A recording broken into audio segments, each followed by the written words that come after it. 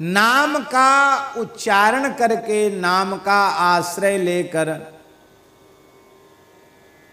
किरात, हूण, आंध्र, पुलिंद, पुलकस, आभीर, कंक, यवन, खस आदि पाप योनियों में जन्म लेने वाले जीव भी राम नाम का उच्चारण करके पवित्र हो गए। अजामिल जैसे महापातकी शोक रहित हो गए। इन्होंने श्रद्धा से नहीं लिया था, किसी ने किसी बहाने से, किसी ने किसी बहाने से। और तू स्नेह पूर्वक कहीं नाम जप करने लग जाए तब तो कहना ही क्या है। प्रेम पूर्वक नाम जप करने लग जाए तब तो कहना ही क्या है। उसके फल की उसके फल का कोई कथन नहीं कर सकता। स्वल्पापि नाम स्मृतिराधिपुंसः क्षयं करोत्याहित पापरासे प्रत्यक्षतः किं पुनरत्त दृष्टम संकीर्तिते नाम्नि जनार्दनस्थ। पद्म पुराण में वशिष्ठ जी महाराज अम्बरीश जी को समझा रहे हैं, आदि पुरुष परमात्मा के नामों की थोड़ी भी स्मृति सारे संचित पापों को जलाकर भस्म कर देती है। यह बात प्रत्यक्ष दिखाई पड़ी है। फिर जो प्रेम पूर्वक, भाव पूर्वक भगवान के नामों का कीर्तन करते हैं उन्हें किस फल की प्राप्ति होगी। वशिष्ठ जी कहते ये कहने की सामर्थ्य हमारी नहीं है।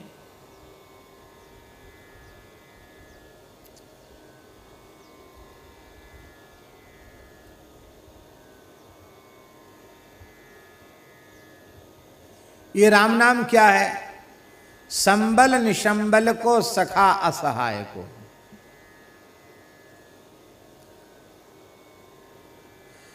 जिनके पास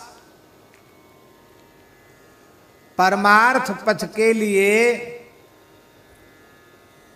कोई भी साधन सामग्री नहीं है,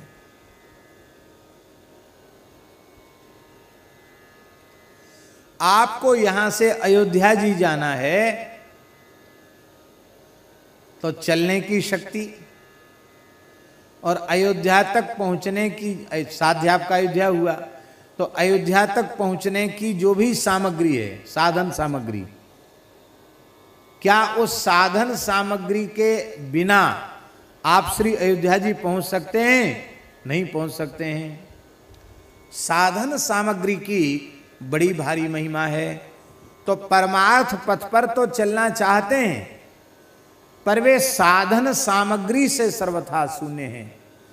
ऐसे लोगों की साधन सामग्री क्या है? हनुमान नाटक में हनुमान जी कह रहे हैं, पाथेयम यन मुमुक्षो सपदि परपद प्राप्तये प्रस्थितस्य।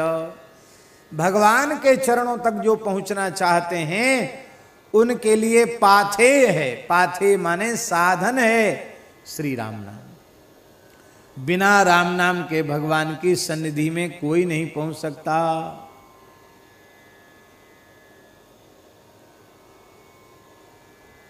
तो सब प्रकार से जो साधन शून्य है वह भी श्री राम नाम का आश्रय लेकर के अपना परम कल्याण कर लेता है। इसलिए हरिधाम पथि संवलम नाम को गोस्वामी जी ने कहा है, भगवान के धाम तक पहुंचने का जो मार्ग है उसमें संबल केवल भगवान का नाम ही है।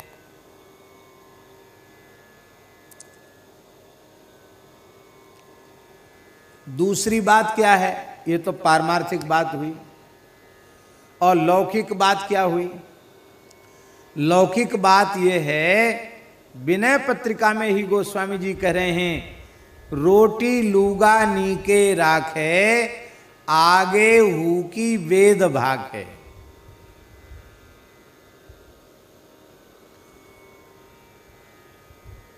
आप भगवान की शरण ग्रहण कर लो और उनके पवित्र नाम का आश्रय ले लो, फिर आप संसार का कोई काम कभी मत करो, सोचो भी मत।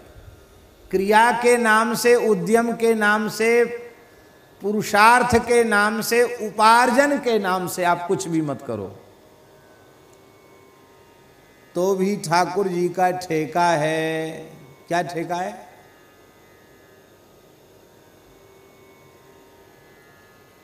क्या ठेका है ठाकुर जी का? लूका रोटी नी के राखें। लूका ये वस्त्र और रोटी, अन्न वस्त्र की कमी नहीं होने देंगे। और आगे हु की वेद भाखें। आगे की बात तो वेद कहते हैं। करहु कल्प भरे राज तुम, मोहि सुमरेउ मन माम मन माहि, और पुनिमम धाम पैहु जहां संत सब जाएं। केवल भगवान की शरण भीतर से ग्रहण कर लो और उनके पवित्र नाम का आश्रय ले लो, तो इतनी चीजें तो आपको सहज मिल जाएंगी।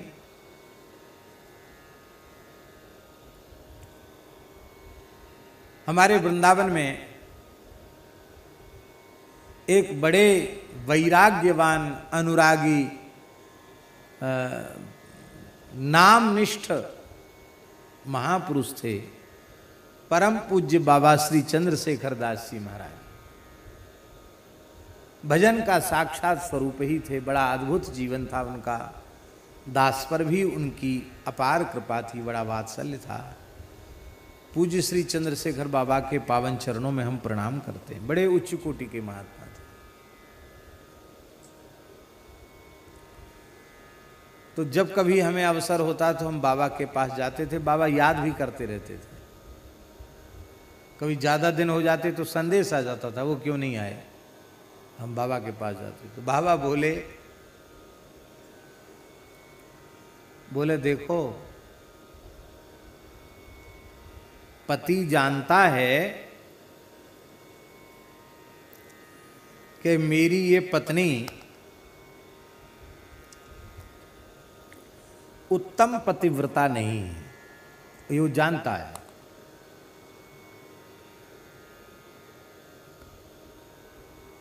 उत्तम पतिव्रता नहीं, ये वो जानता है। लेकिन यह जानने के बाद भी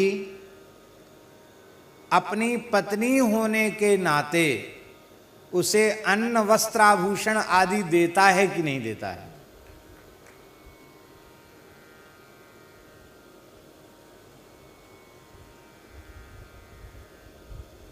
वंचित क्यों नहीं करता? उसको कहना चाहिए कि भाई तुम सर्वोच्च पतिव्रता होती तो हम देते, तुम तो ऐसी हो, तुमको क्या दें? फिर भी देता है। जानता है इसका जैसा समर्पण होना चाहिए वैसा नहीं है, प्रेम भी नहीं है, फिर भी देता। क्यों देता है? क्योंकि भले ही पति जानता है कि इसका उत्तम समर्पण नहीं है, उत्तम पतिव्रता नहीं है, वो तो जानता है, लेकिन संसार में प्रसिद्धि यही होती है कि यह अमुक की पत्नी है। तो अब अमुक की पत्नी है तो भूखी प्यासी डोलेगी, उघारी डोलेगी, तो बदनामी कौन की होगी? किसकी बदनामी होगी? उसकी बदनामी नहीं होगी, पति की बदनामी होगी। अरे देखो, बड़े भारी सेठ बनते, जमींदार बनते हैं, बड़े आदमी बनते हैं, देखो घरवाली की क्या हालत है, शरीर पर कपड़ा नहीं है इसके, हैं, आंतें सिकुड़ रही हैं, लगता भोजन भी नहीं मिलता इसको। तो ये बात कहकर बाबा रोने लगे और बाबा ने कहा, उल्टा स्त्रियों के समान हम जीवों की दशा है, पर गुरुदेव भगवान ने ठाकुर जी से पाणी ग्रहण करा दिया है। संसार में तो प्रसिद्धि हो ही गई है कि हम भगवान के हैं, भगवान के हैं, भगवान के हैं। ये नाम मात्र का जो नाता है, इस नाते के कारण ठाकुर जी कितना निर्वाह कर रहे हैं। बाबा ने कई इतिहास बताए। बाबा ने कहा हमारे सामने कई विभीषिकाएं आ चुकी हैं, कितने अकाल पड़ चुके, पर चाहे जितना अकाल आया, हमने साधुओं पे कभी अकाल पड़ते नहीं देखा। कहते जब अकाल पड़ा तो सेवा और ज्यादा बढ़ गई। इसका मतलब ठाकुर जी और लोगों की चिंता करें न करें, हमारे नाम पर जिन्होंने लंगोटी लगाई है, तिलक लगाया है, अब वो भूखे प्यासे रहेंगे हाँ, अपनी इच्छा से कोई भली रह जा भूखा प्यासा, पर ठाकुर जी की ओर से कोई भूखा प्यासा नहीं रह सकता, नाम मात्र का।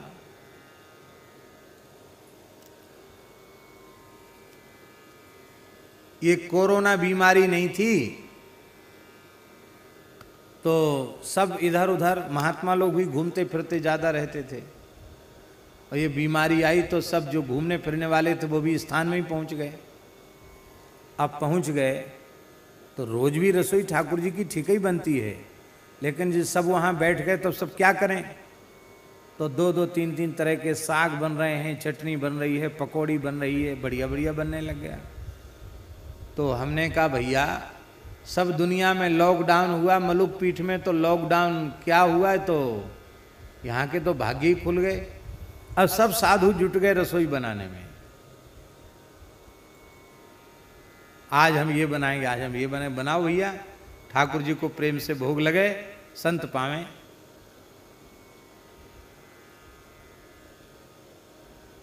ठाकुर जी ने कहा भैया सब दुनिया में लॉकडाउन है, लेकिन तुम हमारे हो, नाम मात्र के लिए यदि हमारे हो तो तुम्हारे लिए लॉकडाउन। बोलो वृंदावन बिहारी।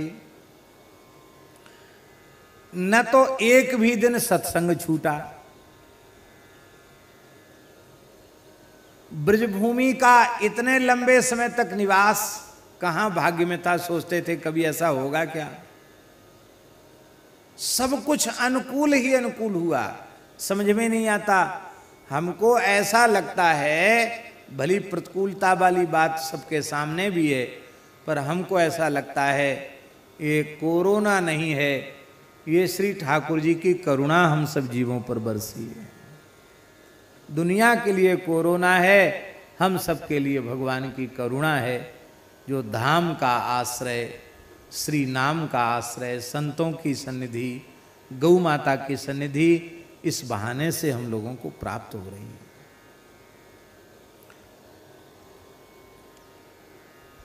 तो जो सर्व साधन शून्य है, जो असहाय है, उसका सहायक राम नाम है। सखा असहाय को, असहाय का सखा राम नाम है। और कैसा है राम नाम, भाग्य है अभागे हु को, गुण गुणहीन को।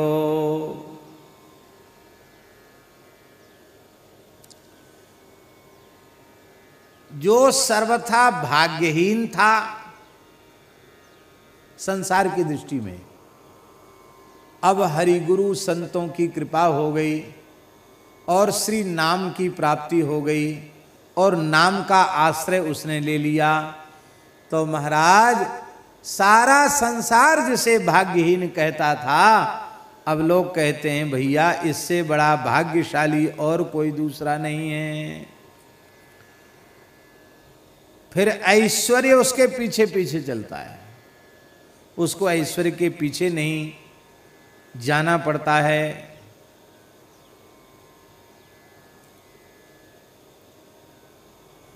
गोस्वामी जी ने अपने जीवन का उदाहरण अपने साहित्य में न जाने कितने स्थानों पर कहा है।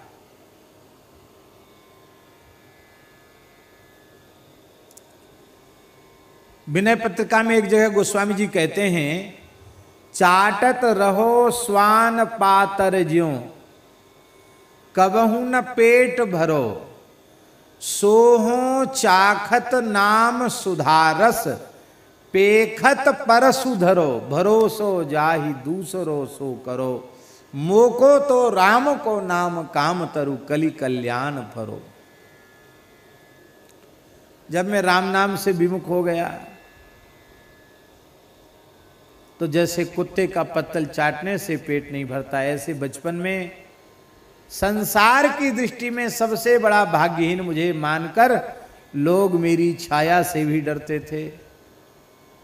कोई 4 चने हमारी हथेली पर रख देता था तो मानत हो जानत हो 4 फल 4 ही चणक को, 4 चनों को मैं समझता था यही चतुर्विध पुरुषार्थ है, धर्म अर्थ काम मोक्ष यही है।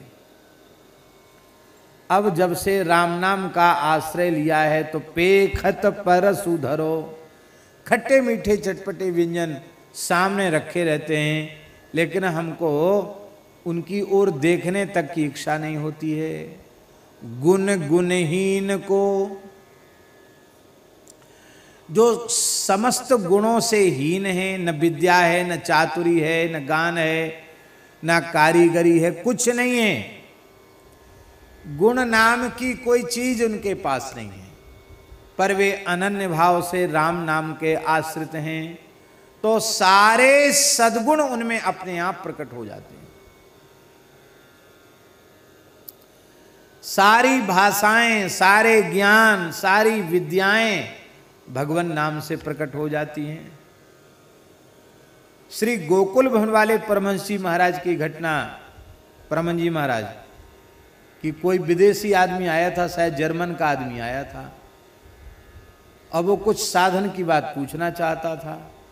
अब श्री गोकुल भवन में कोई ऐसा अंग्रेजी पढ़ा लिखा नहीं जो उसकी बात समझे, और महाराज जी के पास पहुंच गया। महाराज जी कोठरी बंद कर दिए और उसकी भाषा में उसको सब बात समझा दी। लो, अब महाराज जी कितना दर्जा पढ़े थे बचपन में? थोड़ा बहुत, 2 दर्जा। महाराज जी 2 दर्जा पढ़े थे बचपन में। पूज्य श्री परमहंस जी गोकुल भवन वाले महाराज जी 2 दर्जा पढ़े थे, और जर्मन के व्यक्ति को जर्मनी भाषा में बोलकर उसकी जिज्ञासाओं का समाधान कर दिया। गुण गुणहीन को कोई गुण नहीं, कोई विद्या नहीं, पर राम नाम है तो सारे गुण, सारी विद्याएं अपने आप आ जाएंगी।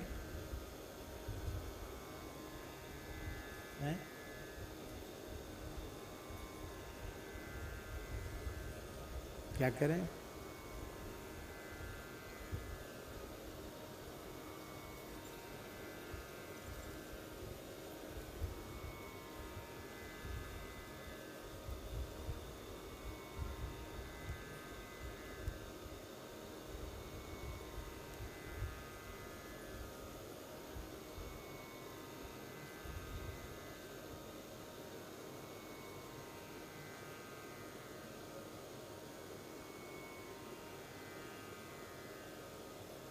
श्री वृंदावन बिहारी लाल की जय।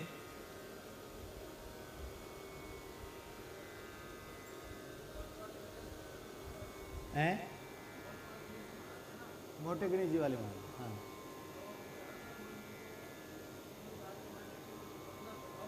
जी जी।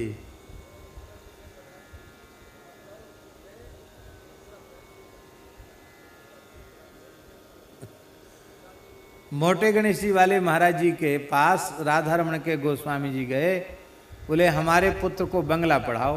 महाराज जी बोले हम तो बंगला पढ़े हुए नहीं। बोले जबरदस्ती उन्होंने, नहीं आप तो पढ़ाइए। तो महाराज जी बंगला पढ़े नहीं तो खूब बढ़िया से उनको बंगला पढ़ा दिया। तो भगवान के भक्त के भीतर सारे गुण। एक घटना और है पूज्य गुरुदेव भक्तमाली जी की। पंडित श्री जगन्नाथ प्रसाद भक्तमाली जी के दौहित्र, उनके पुत्र, शायद बड़े बाले के लाल जी का, उनका पाटी पूजन था। तो अभी पंडित जी का उत्सव आने वाला है, ये तृतीया से, तृतीया चतुर्थी पंचमी 3 दिन का उत्सव होता पंडित जी का। आज प्रतिपदा का अक्षय है, आज प्रतिपदा समझो, अमावस्या है, कल द्वितीया है, परसों से 21, 22, 23 3 दिन का उत्सव है पंडित जी महाराज का उत्सव। तो ऋषि पंचमी की तिथि की बात है। ऋषि पंचमी जो पंडित जी के निकुंज गमन की तिथि है, उस तिथि पर ही पाटी पूजन उस बालक का हुआ। तो पूज्य बक्सर वाले श्री नारायण दास जी भक्तमाली जी मामा जी महाराज ने पूज्य गुरुदेव भक्तमाली जी से आग्रह किया कि सरकार आप अपने हाथ से पहले इस पाटी पर कुछ लिख दें, बालक के हाथ से लिखवा दें तो हो जाएगा पाटी पूजन, हो तो क्या है। तो महाराज जी ने राधा ये लिखवाया, उस पे पाटी पर राधा लिखा। बालक क्या से लिखवाया, फिर पता नहीं महाराज जी के मन में क्या आया कि वे कई भाषाओं में राधा राधा लिखने लग गए। ऐसे लिखने लगे जैसे उनको वो भाषाएं कोई पढ़ना भले आता, लिखना तो सबको नहीं आता, पर महाराज जी ने राधा देवनागरी लिपि में लिखने के बाद उर्दू में लिख दिया राधा। उर्दू तो खैर चलो वो पढ़े थे, 4 दर्जा पढ़े थे उर्दू, तो उर्दू के अक्षर लिखना जानते, उर्दू में लिख दिया राधा। मामा जी पूछ रहे ये क्या, बोले वो उर्दू में लिखा राधा, श्री राधा। फिर बंगला में लिखा, चलो बंगला भी महाराज जी चलो पहचानते थे, पढ़े थे। उड़िया में लिखा, तमिल में लिखा, तेलुगु में लिखा, कन्नड़ में लिखा, मलयालम में लिखा, सारी भाषाओं में भारतवर्ष की जितनी लिपियां, जितनी भाषाएं, तुरंत फटाफट लिखते चले गए। सारी भाषाओं में श्री राधा श्री राधा श्री राधा लिखते चले गए। और सबसे नीचे अंग्रेजी में लिखा श्री राधा। लो, अंग्रेजी तो बिल्कुल पढ़े ही नहीं थे महाराज जी, अंग्रेजी में लिखा श्री राधा। अब मामा जी चश्मा लगाए ऐसे देख रहे थे, सब आश्चर्यचकित पड़ गए, इतनी भाषाओं में राधा राधा कैसे लिखे, इतने जल्दी जल्दी कैसे लिख दिया। तो मामा जी ने कहा सरकार इतनी भाषाएं लिखने पढ़ने का अभ्यास कब किया, ये पूछा। तो महाराज जी कुछ बोले नहीं, मुस्कुराए, अपने गमछा से जितनी भाषाओं में लिखा था सबको पोंछ दिया, ऊपर खाली जो राधा लिखा था वो रहने दिया, बाकी सबको मिटा दिया। आशय क्या हुआ, सारी विद्याएं, सारी कलाएं, सारी भाषाएं जहां से प्रकट होती हैं, वे जब हृदय में विराज गए हैं, उनका नाम हृदय में विराजमान हो गया है, तो कौन सी विद्या, कौन सी कला ऐसी है जो भगवत भक्त के निकट ना आ जाए, हरिनाम निष्ठ के निकट ना आ जाए। श्री कबीरदास जी महाराज पढ़े लिखे नहीं थे, यही बात प्रसिद्ध है, कबीरदास जी पढ़े लिखे नहीं थे। आप लोग कहेंगे कैसे, कबीरदास जी ने खुद कहा, मसी कागज छुओ नहीं, कलम गही नहीं हाथ। कागज तो कभी छुआ नहीं, कलम दबात कभी पकड़ी नहीं, पढ़े लिखे तो थे ही नहीं कबीरदास जी महाराज। और श्री कबीरदास जी के साहित्य पर न जाने कितने लोग पीएचडी कर चुके हैं, डीलिट पीएचडी कबीर जी के साहित्य पर लोग कर चुके हैं, शोध कर चुके हैं, फिर भी लोग तमाम कबीरदास जी की साखियों का अर्थ ही नहीं लगा पाते, ऐसी विचित्र का साखियां हैं उनकी। एक बहुत बड़े विद्वान आए, विश्वविद्यालय में थे विभागाध्यक्ष, खाक चौक में पूज्य पहाड़ी बाबा के पास आए, लोगों ने परिचय दिया, महाराज बहुत बड़े विद्वान हैं, पीएचडी डीलिट हैं। महाराज बोले क्या होता है पीएचडी डीलिट, उनको समझाया ऐसे ऐसे होता। अच्छा आपने किस विषय के ऊपर लिखा है, ग्रंथ लिखा, ग्रंथ लिखा, बोले हाँ ग्रंथ लिखा। बोले हमने कबीरदास जी के बीजक के ऊपर शोध किया। अच्छा बहुत अच्छी बात, वाह। चर्चा चलने लगी। महाराज जी बोले कबीरदास जी की एक वाणी का अर्थ हमको समझाओ। ऐसे हंस के बोले, दास कबीर की उल्टी बाणी, बरसे कंबल भीजे पानी। बताओ क्या अर्थ है। वो महाराज जिसने शोध प्रबंध लिखा था वो चकरा गया, बोला ये कहाँ है। महाराज बोले बीजक में ही है ये। बोले सधुक्कड़ी भाषा होती है, अब साधुओं का सधुक्कड़ी भाषा में क्या कहने का आशय है, मुहावरे होते हैं, ये होता है। इधर उधर की बातें हाँकता रहा, संतुष्ट नहीं कर पाया महाराज जी।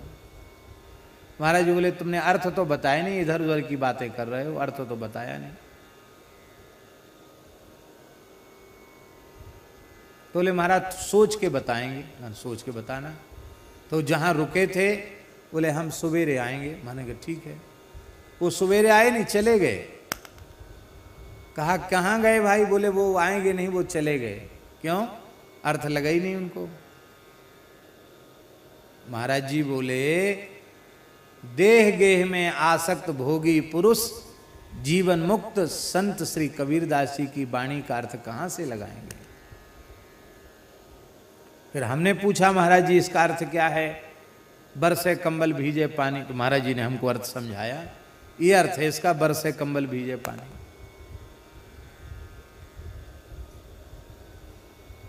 कहने का आशय ये है कि सारी विद्याएं, सारे गुण भगवान नाम से प्रकट हो जाते हैं, ये बात कही जा रही है। भाग है अभागे हु को, गुण गुणहीन को, गाहक गरीब को, दयालु दान दीन को। गाहक गरीब को, ये बड़ी ऊंची बात है।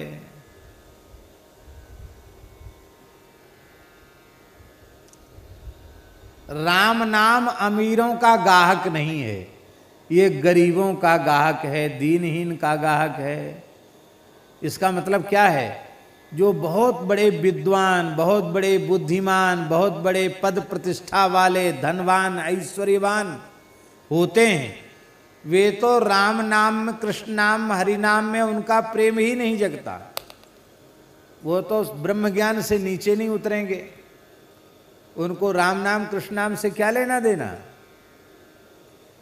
राम नाम तो गरीब का ग्राहक है, माने अमीर धनी पुरुष बड़ी प्रतिष्ठा वाले लोग, उनका मन भगवान नाम में लगता नहीं है।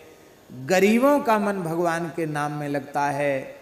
जितना अकिंचन होगा उतना अधिक भगवान के नाम में उसका मन लगने लग जाएगा।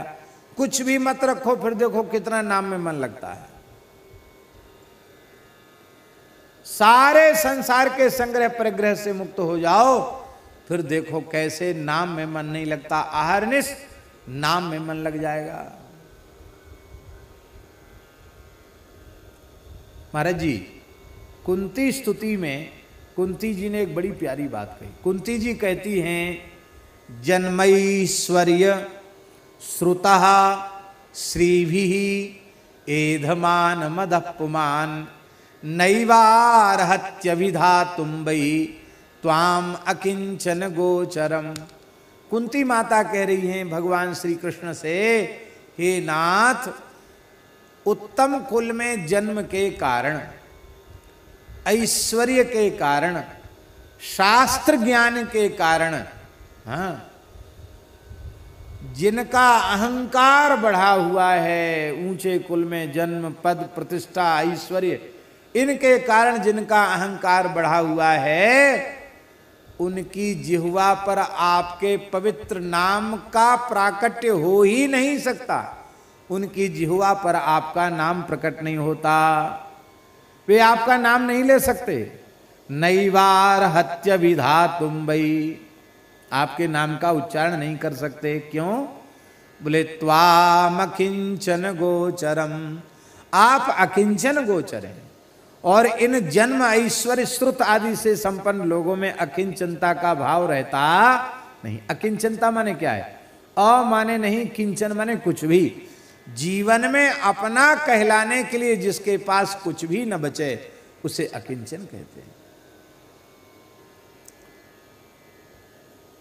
भले ही हम लोगों की समझ में ना आवे, पर सच्ची बात और पक्की बात यही है कि भगवान की सबसे भारी कृपा होती है तब गरीबी आती है।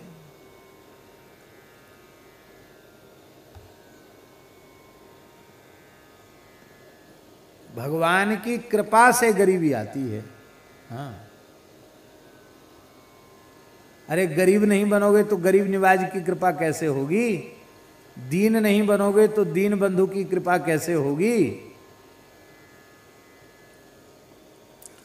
संत श्री मलुकदास जी की वाणी में एक पद है, बाबा मन का है सिर तले, एक पद है।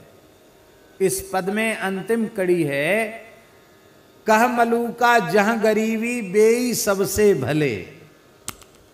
कह मलूका जहां गरीबी बेई सबसे भले। संस्कृत के एक नीतिकार ने कहा, भो दरिद्र नमस्तुभ्यम सिद्धो हम तब दर्शनात्। हे दरिद्र देवता, आपकी कृपा से मैं तो बिना तपस्या के ही सिद्ध हो गया। सिद्ध का लक्षण जानते क्या है? सिद्ध सबको देख लेते हैं, सिद्ध को कोई नहीं देख पाता। इसी जड़खोर में हजारों सिद्ध रहते हैं। अब वो सब तो हमको देख रहे हैं, लेकिन हम उन सिद्धों को नहीं देख पा रहे। आज हम जो स्नान किए उसमें एक भाव ये भी था कि पहाड़ से जल बह रहा है न जाने कितने संतों का चरणों का जल होगा ये। तो आज अमावस्या है तो चलो कम से कम स्नान तो हो जाए, ये भी एक मन में विचार था। भले हम नहीं देख पा रहे हैं उन संतों को, पर इन्हीं पर्वत मालाओं में वे संत भजन कर रहे हैं, तो उनके शरीर को छूकर जो हवा चल रही है, वो हवा तो हमको लग रही है कि नहीं, उसका लाभ हमें मिलेगा। उनके चलने फिरने पर जो रज उड़ रही है, वो रज हमारे पर पड़ रही है। इसी जंगल का जल उनके चरणों को छू करके आ रहा है, उसका स्पर्श हो रहा है, ये लाभ है। तो सिद्ध सबको देख लेते, पर सिद्धों को कोई नहीं देख पाता। माने वो संस्कृतज्ञ पंडित ये कह रहे हैं कि दरिद्र को कोई नहीं देखता, दरिद्र सबकी ओर देखता है, पर दरिद्र की ओर कोई नहीं देखता। तो हम तो बिना तपस्या के ही सिद्ध हो गए, हम सबको देख रहे हैं, हमें कोई नहीं देख रहा है। बोलो भक्त वत्सल भगवान की जय। तो श्री नारद जी महाराज कह रहे हैं भागवत 10वें स्कंद पूर्वार्ध में, यमलार्जुन के प्रसंग में देवर्षि नारद जी कह रहे हैं, नारद जी कहते हैं दरिद्रस्यैव युज्यन्ते साधव समदर्शिनः। यद्यपि संत समदर्शी होते हैं, लेकिन उनकी विशिष्ट कृपा की अनुभूति धनहीन पुरुषों को ही होती है। धनवान पुरुषों को उनकी विशेष कृपा का अनुभव नहीं हो पाता है। कृपा होती तो सब पर समान है, पर अनुभूति किसे होती है? अनुभूति धनहीन पुरुषों को होती है, धनवान पुरुषों को नहीं होती है। क्यों? क्योंकि धनहीन पुरुष में एक दोष और धनवान पुरुष में 3 दोष।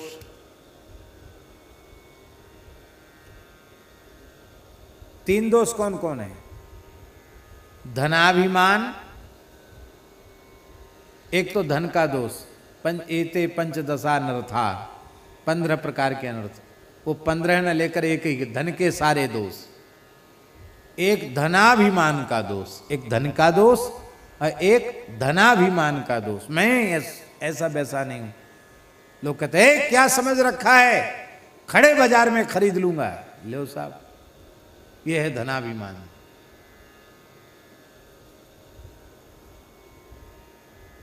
धन का दोष, धनाभिमान का दोष। तीसरा दोष होता धन की तृष्णा का दोष। जितना धन आता चला जाएगा, तृष्णा उड़ती बढ़ती चली जाएगी। जिम प्रति लाभ लोभ अधिकाई। और धनहीन पुरुष में एक दोष होता है, धन है ही नहीं, तो 15 दोषों से तो बच ही गया। और धन ही नहीं है तो अभिमान बेचारा क्यों करेगा? काय बात का अभिमान करेगा? हैं? मोटे गणेशी वाले महाराज जी कहते थे कि किसी व्यक्ति की जेब में कानी कौड़ी ना हो और करोड़ों की बात करे, अभिमान करोड़ों का करे, तो क्या उसको लोग क्या समझेंगे? पागल ही समझेंगे। फूटी कौड़ी जेब में नहीं है, करोड़ों की बात कर रहा है। तो पूज्य मोटे गणेशी वाले महाराज जी तो इस भाव से कहते थे कि भजन की नाम जब की पूंजी नहीं है पास में और बातें लंबी चौड़ी कर रहे हो, तो मूर्खों की समाज में तो लोग कहेंगे कि आप बहुत अच्छा बोलते हैं, लेकिन संतों की सभा में आपकी इन बातों का कोई प्रभाव नहीं पड़ेगा, क्योंकि स्वयं आपके पास भजन की पूंजी नहीं है।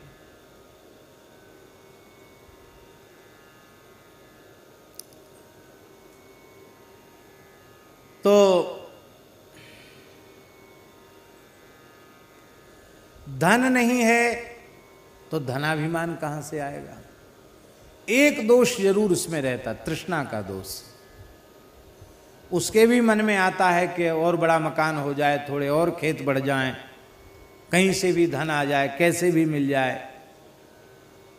और कहीं कुसंग में पड़ गया तो लॉटरी के चक्कर में पड़ जाएगा, लॉटरी लगाने लग जाएगा, चाहे और भी उटपटांग उपाय से धन चाहेगा। उसकी इच्छा तो होती कि हमारे पास भी धन आवे। अब पता नहीं वो पुरानी, पहले पुरानी सत्यनारायण कथा पुस्तक चलती थी, तो उसमें कुछ हिंदी के हिंदी की टीका में कुछ दोहा चौपाई वगैरह भी लिखी रहती थी उसमें। तो एक हमको याद है, उस संस्कृत तो नहीं है शुद्ध, लेकिन वो याद आ गई तो बोल देते हैं। टका धर्मम टका कर्मम टका ही परमम तपः यस्य गेहे टका नास्ति हा टका टक टकायते है। पुरानी एक सत्यनारायण कथा की पोथी में है ये, हा टका टक टकायते। टका के लिए टकटकी लगा कर देखता, ये बेचारे में दोष होता है, हा टका टक टकायते। इस दोष की निवृत्ति संतों के संग से बहुत जल्दी हो जाती है, क्योंकि संतों की शरण में पहुंचने के बाद पता चल जाता है, पायो जी में तो राम रतन धन पायो, वस्तु अमोलक दी मेरे सतगुरु, कृपा करी अपनायो, पायो जी में तो राम रतन धन पायो। खर्चे न खूटे चोर नहीं लूटे, दिन दिन बढ़त सवायो। तो असली संपत्ति भगवान नाम ही है, हरि नाम असली संपत्ति है। इसका ज्ञान उसको हो जाएगा तो नकली चीज के संग्रह में क्यों लगेगा, असली चीज के ही संग्रह में लगेगा। आज प्रातः काल की प्रार्थना में स्वामी जी की कैसेट में स्वामी जी एक बड़ी अच्छी बात कह रहे थे। वो कह रहे थे कि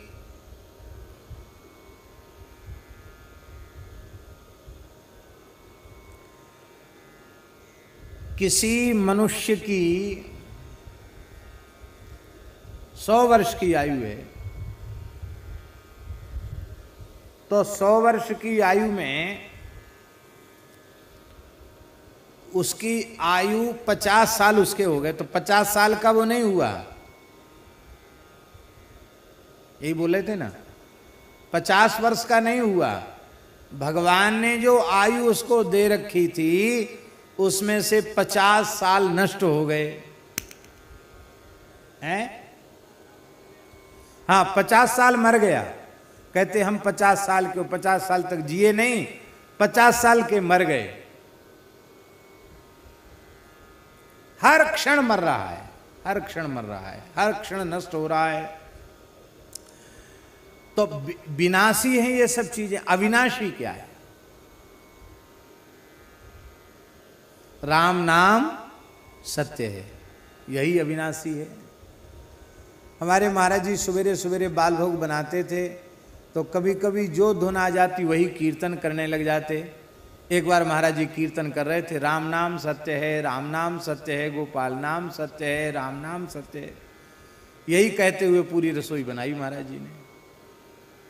और जब पुस्तकालय में आकर बैठे, तिलक लगाने लगे, तो हमने कहा महाराज जी आज तो आप ये कीर्तन कर रहे थे। बोले सबसे उत्तम कीर्तन तो वही है, पर पंडित जी बात ऐसी है कि किसी के घर में बालक का जन्मोत्सव हो तब ये कीर्तन मत कराने लग जाना, राम नाम सत्य है, गोपाल नाम सत्य है, नहीं दक्षिणा नहीं मिलेगी, पिटाई हो जाएगी। और किसी के विवाह में जाके भी ये कीर्तन मत कराना, राम नाम सत्य है, गोपाल नाम सत्य है, वहाँ भी पूजा हो जाएगी। तो बोले संसार के लोग समझते नहीं हैं, हृदय से स्वीकार नहीं करते हैं, पर कितना बढ़िया कीर्तन है, राम नाम सत्य है, राम नाम सत्य है, सत्य बोलो गत्य है, सबसे बढ़िया कीर्तन है। ये तत्वज्ञानी संतों की दृष्टि ऐसी होती है। तो ये नाम महाराज जो हैं, गाहक गरीब को। अब यहां एक प्रश्न है, अम्बरीश जी महाराज सप्तद्वीपवती पृथ्वी के एक छत्र सम्राट थे। सुखदेव जी महाराज ने कहा, अव्ययाम च श्रियम लब्ध्वा विभवम चातुलम भुवि। अव्यय लक्ष्मी थी, कोई था नहीं थी कितना धन था उनके पास। इस धरती पर अम्बरीश जी के जैसा वैभव किसी के पास नहीं था। फिर अम्बरीश जी की जिह्वा पर निरंतर नाम कैसे रहता था? ये प्रश्न हो सकते हैं, तो गरीब नहीं थे। अम्बरीशो महाभागः सप्तद्वीपवती महीम अव्ययाम च श्रियम लब्ध्वा विभवम चातुलम भुवि। फिर वो भजन कैसे करते थे? यहां तो गरीब नहीं थे वो। कैसा भजन करते थे अम्बरीश जी? सवई मनः कृष्ण पदारविंदयो वचांसि वैकुंठ गुणानुवर्णने करौ हरे मंदिर मार्जनादिषु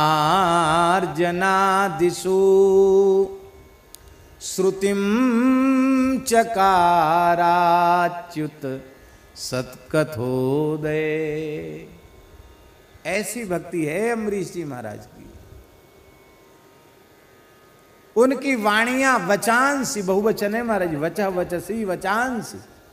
भगवान के गुणानुवाद के वर्णन में उनकी समस्त वाणियां, माने परापश्यंती मध्यमा वैखरी, चारों वाणियों से भगवत गुणगान करते थे। चारों में भगवान नाम व्याप्त रहता था। ऐसे अम्बरीश जी महाराज अपनी समस्त इंद्रियों से इंद्रियों के अधीश्वर भगवान की सेवा करते। इसका आशय क्या है? इसका आशय ये है कि इतने बड़े श्री संपन्न होकर भी वे अपने को श्री संपन्न नहीं मानते थे। क्यों? बोले वासुदेवे भगवती तद भक्तेषु च साधुषु प्राप्तो भावम परम विश्वम ये नेदम लोष्टवत् स्मृतम। भगवान और भगवान के भक्तों में, संतों में ऐसा प्रेम बढ़ गया था अम्बरीश जी को कि सारे संसार की संपत्ति मिट्टी के ढेले के जैसी व्यर्थ दिखाई पड़ती थी। इसका आशय ये है कि राम नाम का आश्रय जिन्हें प्राप्त होता है वे सारे संसार के वैभव से युक्त होकर भी उससे मुक्त रहते हैं, क्योंकि उसके प्रति उनका राग नहीं होता है। तम मैंने स्वप्न संस्तुतम, जैसे स्वप्न के पदार्थ कल्पित हैं, मिथ्या हैं, ऐसे ही संसार के पदार्थों को स्वप्न के समान वे देखते हैं। इसलिए उनकी भक्ति प्रभावित होती नहीं है। इसका मतलब है अकिंचन दो प्रकार के होते हैं, एक सुदामा जी के जैसे अकिंचन जिनके पास कुछ है ही नहीं, और एक अम्बरीश जी की कोटि के अकिंचन जिनके पास सब कुछ है पर अपना कहलाने के लिए केवल ठाकुर जी श्री जी हैं। ये एक अकिंचनता का भाव। ये इसलिए परम अकिंचन प्रिय हरि केरे ताते कहीं संत सुखटे संत श्रुति टेरे। संत और श्रुति टेर करके कहते हैं दयाल दान दीन को, ये दीनों को देने वाले हैं। जो संपत्ति शिव रावण ही दीन दिए 10 मात, सोई संपदा विभीषण ही सकुचि दीन रघुनाथ। अस प्रभु छाड़ी भजहि जे आना, ते नर पशु बिन पूछ विषाणा। ऐसे भगवान को छोड़ करके जो किसी दूसरे का आश्रय लेते हैं वे तो बिना सींग पूंछ के पशु हैं। और कैसा है राम नाम? सब राम नाम के विशेषण है महाराज जी। कुल अकुलीन को सुनियो है वेद साखी है। कहते वेद साक्षी हैं, वेद भगवान प्रमाण हैं। अंत्यज कुल में उत्पन्न होने वाला व्यक्ति भी राम नाम का आश्रय ले ले तो बड़े से बड़े कुलीनों के द्वारा भी वह पूजनीय हो जाता।